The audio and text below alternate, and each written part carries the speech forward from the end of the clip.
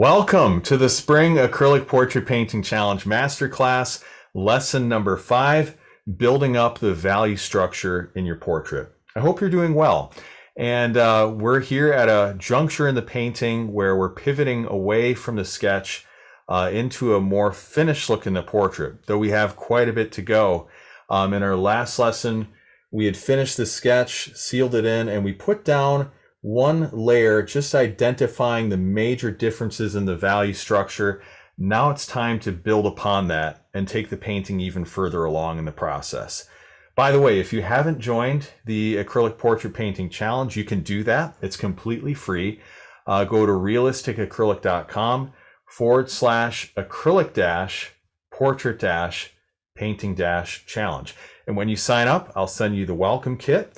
And that includes everything you need to paint along with us, the supplies list, the reference photo with and without the grid, and then also the palette layout guide so you know how to arrange your palettes or your paint on your palette so that they don't get muddy as you're mixing the colors. Now this is a monochromatic painting, but we will be using some different tones in here, especially since we're glazing, just to make sure everything is balanced and that it looks correct as we view it. You guys have been doing a fantastic job in your painting. I've seen so many wonderful portraits in our group. We've got excellent detail, a good sense of the value structure already. So I just want to encourage you to keep up the good work. And you know, if you're thinking, can I actually paint a portrait?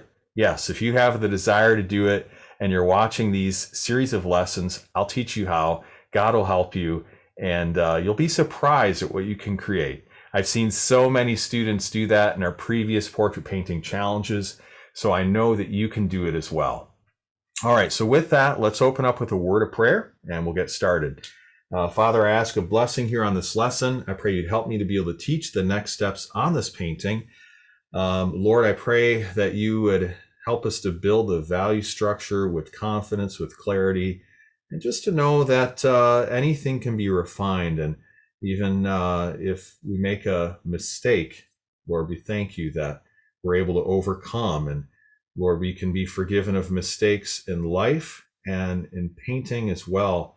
Things can easily be changed and change course.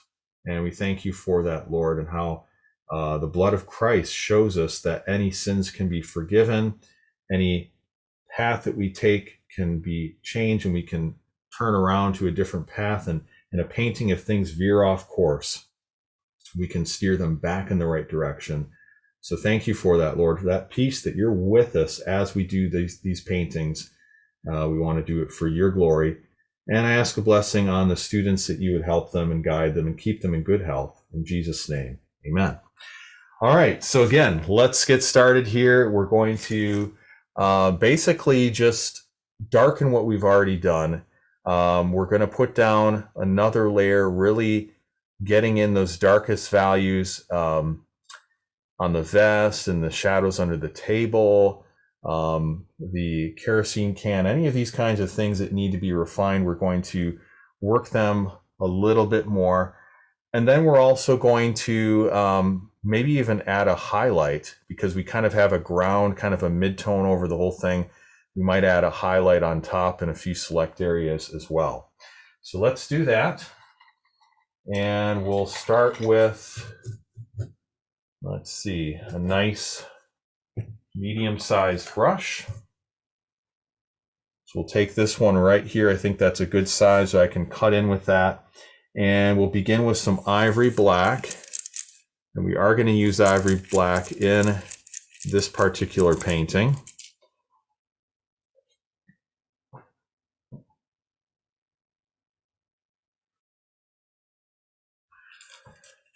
Okay, and we'll take some ivory black and add just a bit of ultramarine blue to it, because again, when you mix ivory black with matte medium, the light shines through it and it really warms up the tone.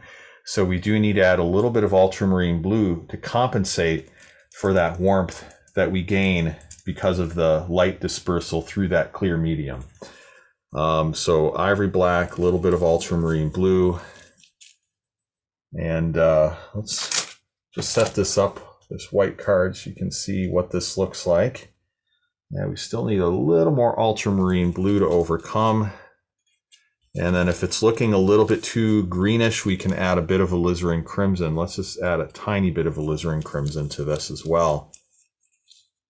And then you can see the difference here on these glazes, what this actually looks like.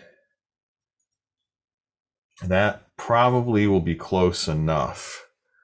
So I want to go ahead and start darkening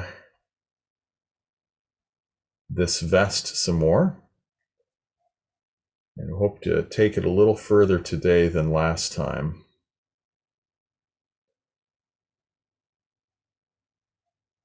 There we go, and we'll just kind of cut around the edges and use the chiseled edge of the brush, flipping it around, bringing it up into the corners. And again, we want to preserve this area here. That should be lighter.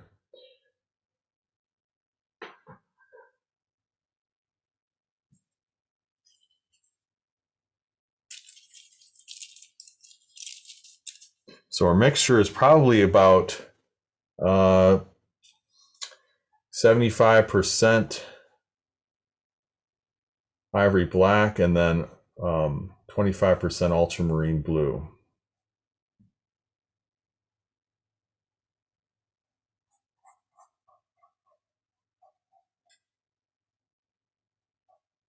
All right, so in this area here, I'm going to wipe this away. I got to actually build a distinction where it's a little darker on this interior part. Darker right here. And then the other part's going to be a little lighter as we get toward the edge. So we want to brush it in several different directions here to really get that smoothed out.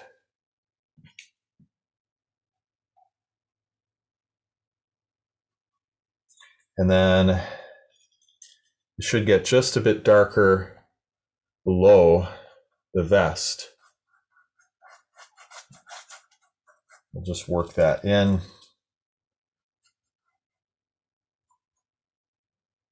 So there, that's going to be pretty dark throughout. Maybe just a little bit of lightness on the corner.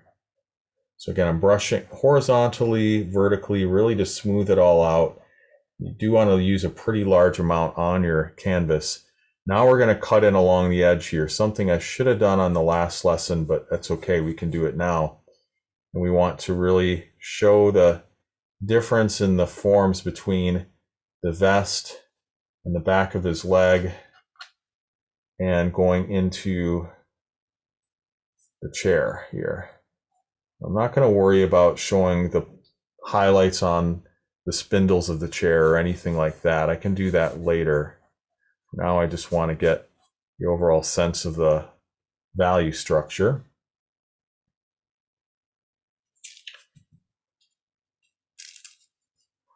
And we're going to continue this glaze up to the top here, and we're going to add this behind the chair. So that part can be fairly dark. Vertical strokes will work well for this because it's going to follow the contours of the fabric. So I would recommend doing that. Mostly vertical strokes here. Just wipe away anything with your finger. If you have an area that gets out of control, you get out of the lines, it's okay. Just wipe it off, and then you can wipe your hand on a rag later. It's non-toxic, so it's not going to hurt anything. Unless you're using cadmium. Now, cadmium paint is toxic, so definitely wash your hands. Good idea to wash your hands after painting anyway. You definitely don't want to ingest the paint. All right, we'll add a little glaze up here. Bring that down. I'm using kind of a diagonal strokes, and then we smooth it out, bring it into the rest.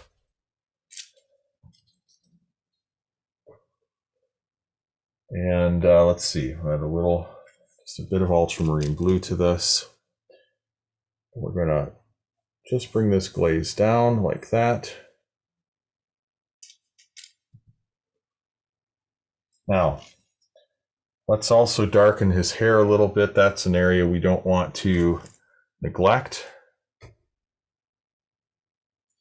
So we're just going to bring in a little bit of a glaze right here, really build up this sense of form. I'm going to make a few distinctions on his hair. So I'm going to darken everything except for a couple of spots. I'm going to leave this area right here a little lighter. So this flows in here. We'll leave this pretty much even. This can be fairly even. But that area right in the back can be lighter because we do have a secondary light source.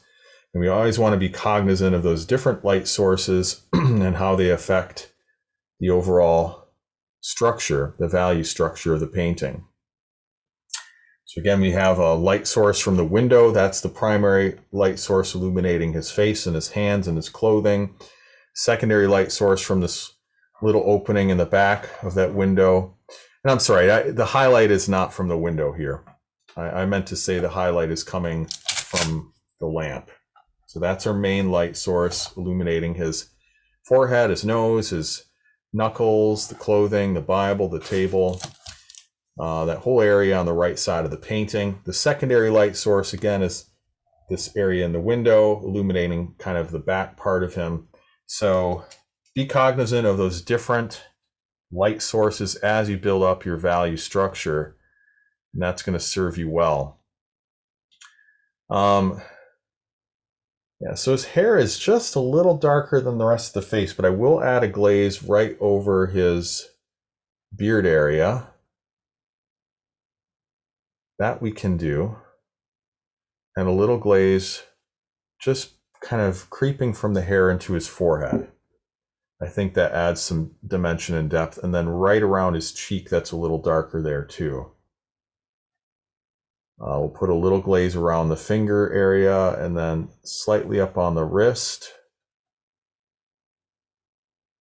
Now, interestingly enough, it's a little bit lighter on this other wrist here. So that's something you can look at in your reference photo, and you can see that it is just a little bit lighter right there on this part of the wrist because it's catching that reflected light from this side. So you can't see it. I mean, the whole opposite side of his wrist is illuminated, but we see a sliver of that light on the sleeve, and that's reflecting light onto the shadowed part of his wrist. And then that's actually a little lighter in value than this one. So two different values here. So just something to be aware of. So that's why I'm going to add, more of a glaze in this area, but I'm going to leave that area vacant. But I think for now, I'm going to leave this as it is because the vest needs to be darker than his wrist. So it's all in time. Everything will get its turn and getting a bit darker. Now let's move over to the underside here, and we're going to do the table and just darken that and continue this process along. I just want to make sure we have the tone here as accurate as we can. This whole underside can get darkened. Just use a nice firm amount of pressure. We'll just continue this on.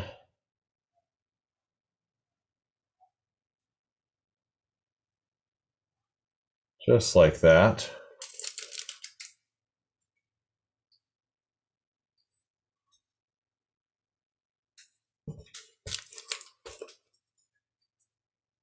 Okay, let's just show this to you here with the other camera. And then we're going to work into this side. We've got, let's see, the underside of the table, a little bit darker. And then this tray can be darker than what we have down here.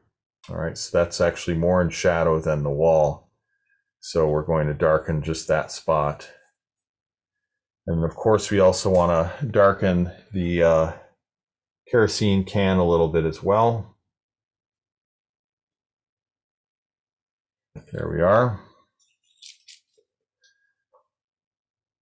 We'll just ever so slightly darken that kerosene can.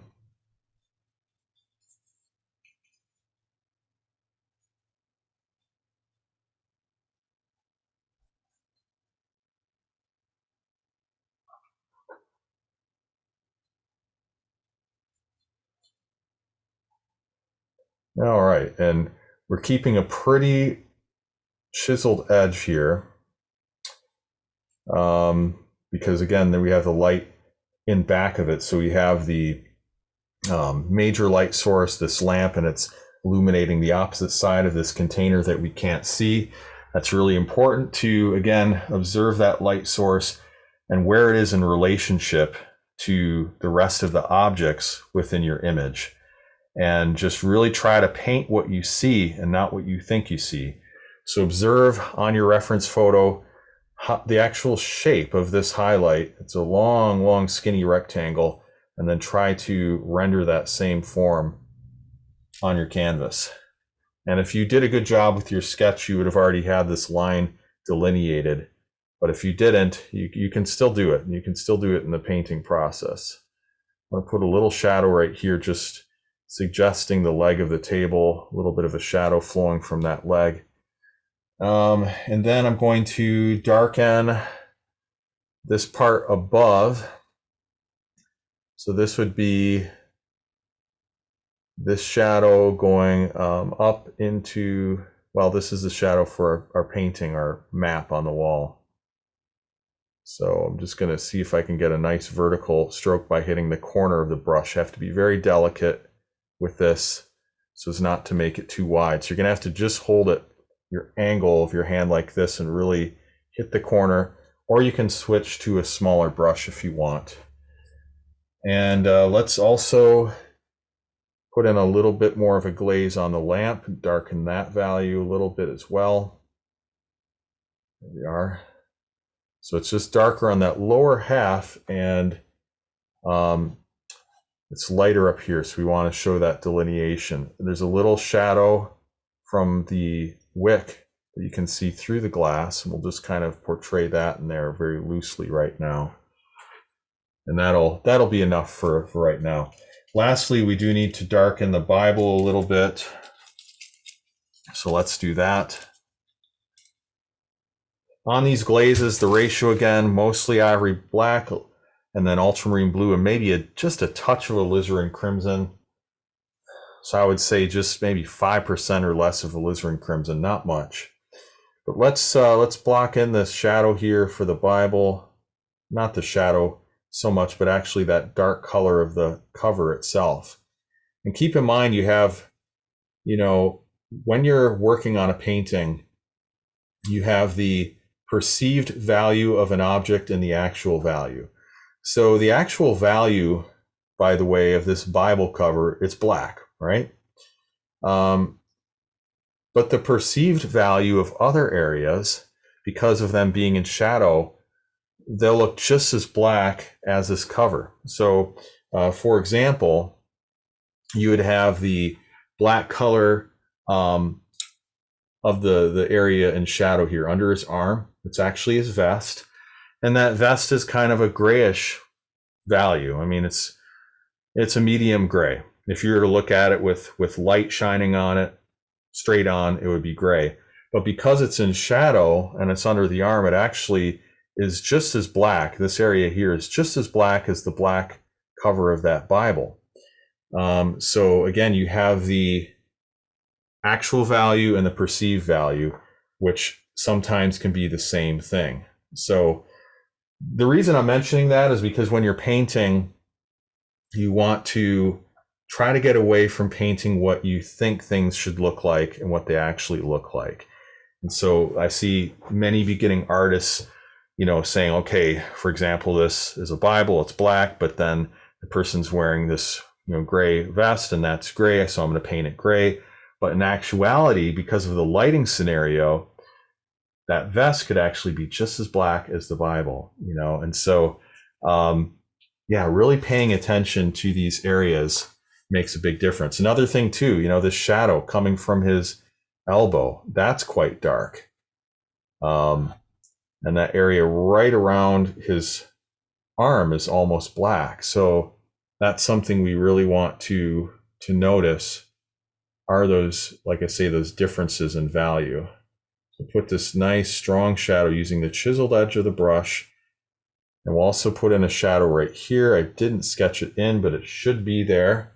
And that would be being cast right about there. So I'm going to try to lock that in with the corner of my brush.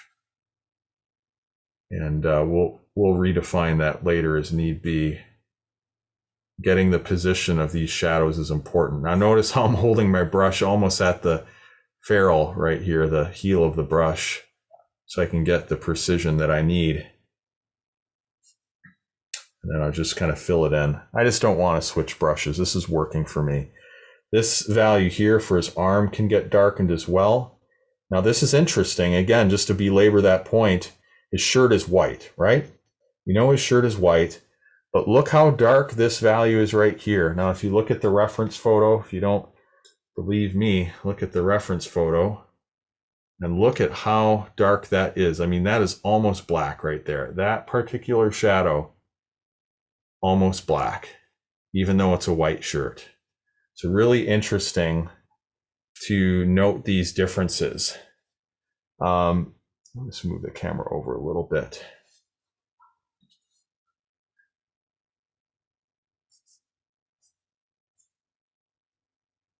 So we're gonna get that value structure really created here in this lesson, and in fact, we're already doing it. Now, I should let you know, as I'm working on this, you're going to see a difference between this lesson and the next one. And just letting you know, I'll be doing some bonus videos, kind of tying in a little bit of the progress on this lesson between 5 and 6. And those bonus videos will be in the All Access membership at Realistic Acrylic Portrait School. Something I mentioned early on here when I started this challenge, and I gave an opportunity for people to sign up for that All Access membership with an incredible first month's discount. And so just want to let you know that if you're an All Access member, you'll be able to see the bonus videos in the school. If you're on the free version of this challenge, like I said, all the lessons from lesson 1 through 8 will be completely free. You will notice a difference between this lesson here, lesson 5, and lesson 6, where I'm going to put in some bonus videos to get it to that next stage.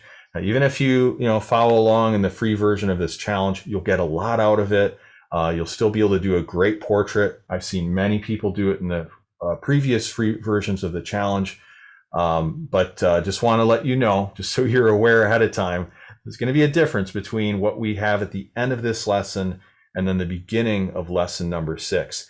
You can join the All Access membership if you'd like. You can go to realisticacrylic.com and you'll see that in the courses section of the school.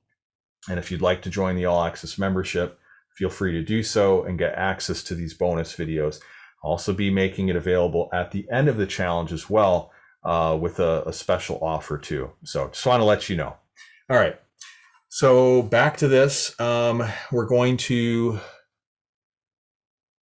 just step back for a moment, take a look at it, and see what needs to happen next. And sometimes you have to do that in your painting. You have to just step back for a moment, observe, see how things are coming along. Just like anybody working on a project, like building a house, they're gonna, step back and make sure their lines are plumb and accurate and kind of plot out what they're gonna do next. So at this stage here, we're not quite at the point where I want to add the highlights, but we're getting close.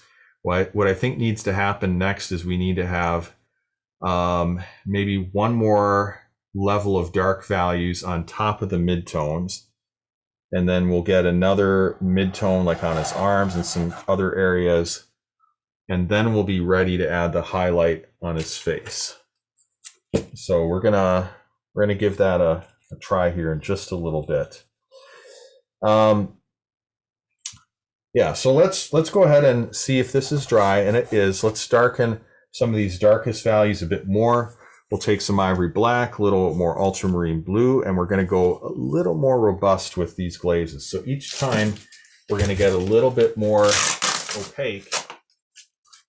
And let's just set this white card up so you can see that. And this is how this glaze is going to appear. It's going to be a little darker, maybe not quite that dark. So we're taking, I'd say about our initial glaze was about 90% matte medium, 10% paint.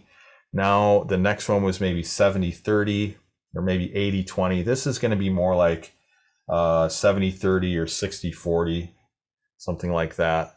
I'll have to see how it looks as I apply it. Now we need a little more ultramarine blue, and then just a tiny bit of alizarin crimson.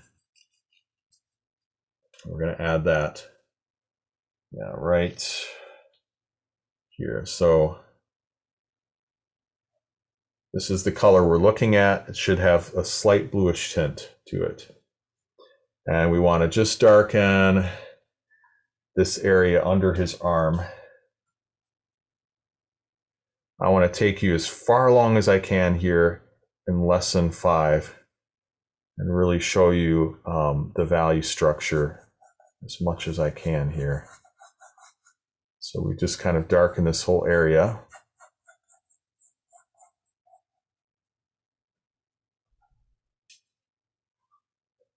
All right, we're going to fan this out and kind of go over some of these wrinkles a bit.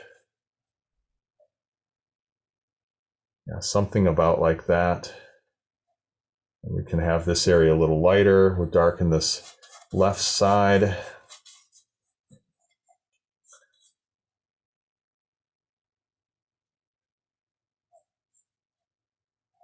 And then we're going to bring that up a little higher. And then we will add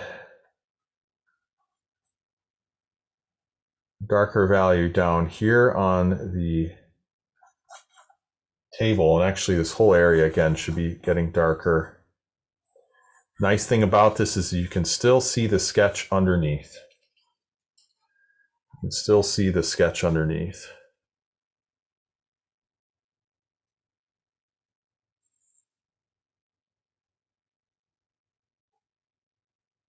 And we're just going to continue to sculpt this in, and using these long strokes that just kind of work with the overall direction of this table.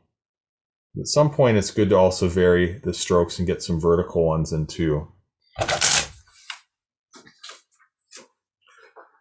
Now let's add another glaze here, another glaze on this this table, and then this tray, butler's tray, where they would again clean the lamp and they would trim the wick and refill it with oil.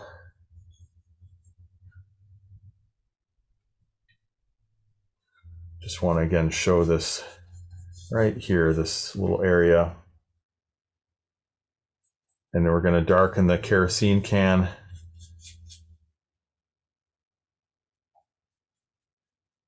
Okay, now let's go ahead and add some glazes to the top of the face area.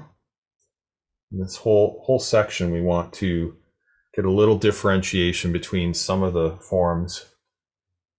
And I'm going to try to make some more distinctions in the values. So we darken portion of the hair. We're going to leave, let's see, a little bit lighter, and I'm going to use the corner of my brush.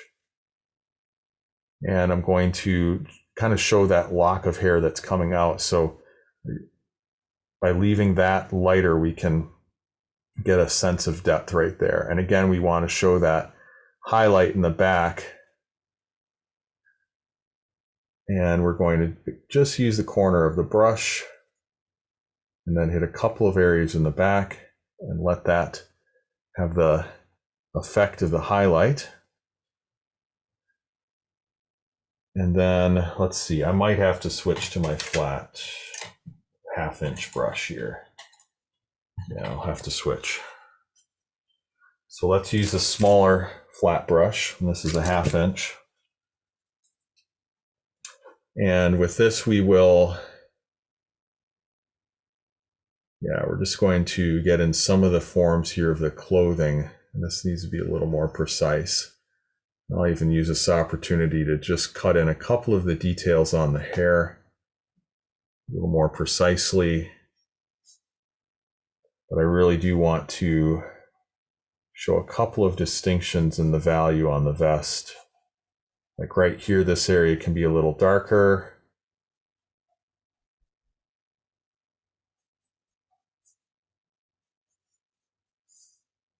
This can be a little darker right here.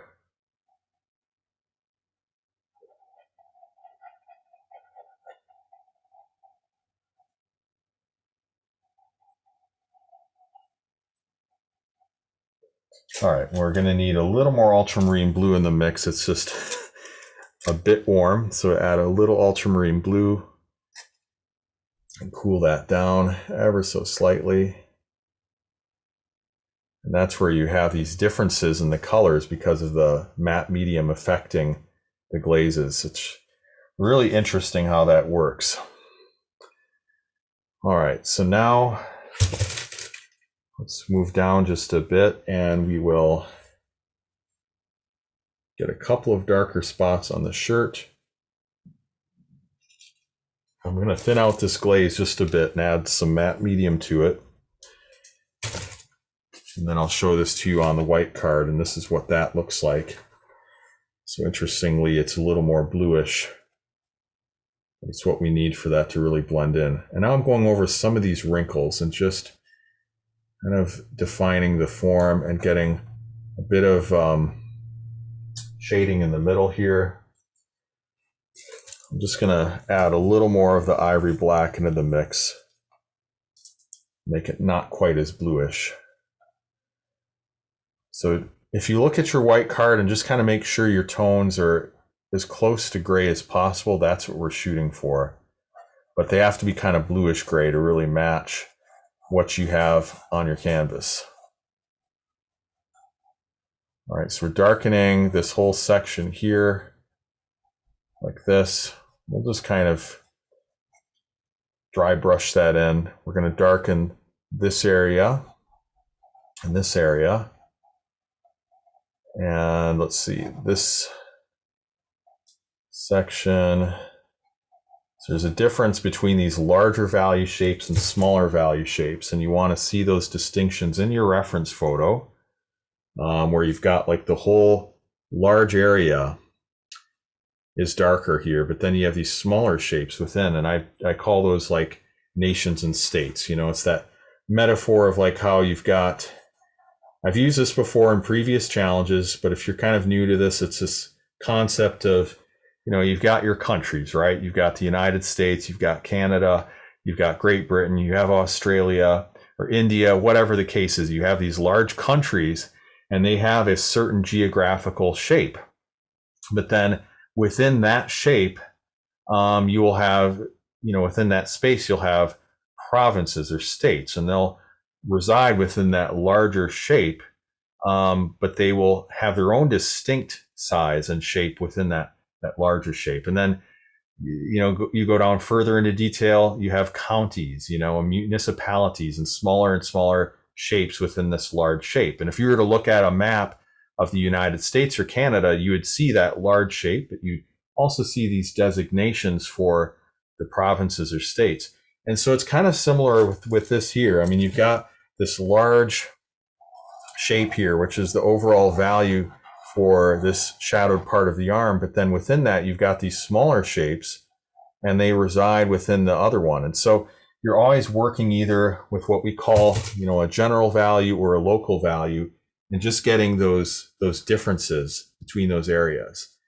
So at this point right here, I'm kind of mostly working with what I would call the country shape, but we have the little provinces as these small wrinkles within that larger shape. So I hope that metaphor makes sense. I've explained it on my blog. You can check that out as well for the Spring Portrait Painting Challenge Masterclass of 2020, the first one I did. And I really explain that concept in detail with illustrations, and I think it might hit home better if you watch it there. But anyway, that's what we're doing here. We're just getting a sense of these distinctions and values. And then let's see, this can be a little darker. We want to make sure that we're we're keeping all the values relative. If I darken this area of his sleeve, then his wrist needs to get even darker still, because his arm is a flesh tone, right? And the shirt is white, and it's going to be lighter in value than his arm. So this whole section here of his wrist and the hand, that all has to get darker. So in fact, we'll just kind of block this in and make a distinction between that and the highlighted area as it's getting closer to the light. So here we really want to pay attention to these forms and just use the corner of the brush. So that's very important. If you can just use the corner of the brush and really get the preciseness of that shape, that's going to make a big difference.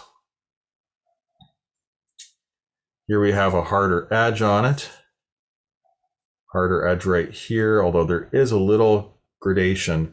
So we want to look at these differences where we have hard edges and soft edges. And on the reference photo, you have a hard edge right here on this tendon of the wrist. This area is pretty hard, but here it's a little bit more obscured. And there's more of a gradation. That's a gradual shifting from dark to light occurring right there. So you want to make sure you see those distinctions in your reference photo and paint them as you see them. I'm going to darken his nose area. And we're just going to get a little more contrast between that and the lighter parts.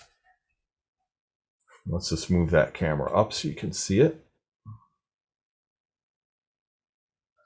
So we darken this area here and around, and then it's darker right here, but then it's a little lighter right on his cheeks. We're going to leave that to be open.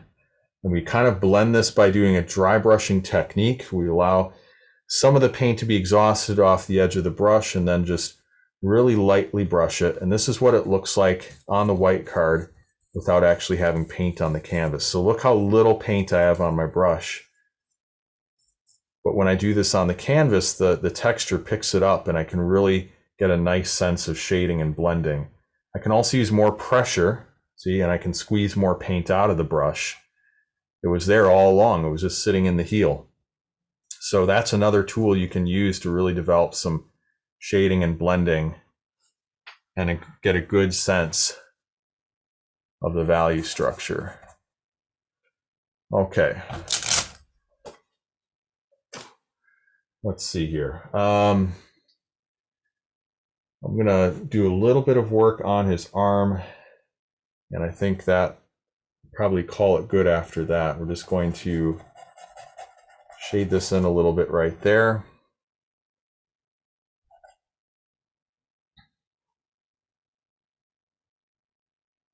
Oh, and actually we need to do a little bit of work on the table as well. We need to block in some of the values here. We've got a reflection from the shadowed part of his arm being cast right there. So let's just block that in like that. And we also have a little bit of a shadow right here from the Bible. And then that kind of follows, we need to follow the directional lines of the wood grain. So we're going to brush it this way with those directional lines of the wood grain. We have a shadow that goes right about there and right there. Leave the rest of this kind of open and light.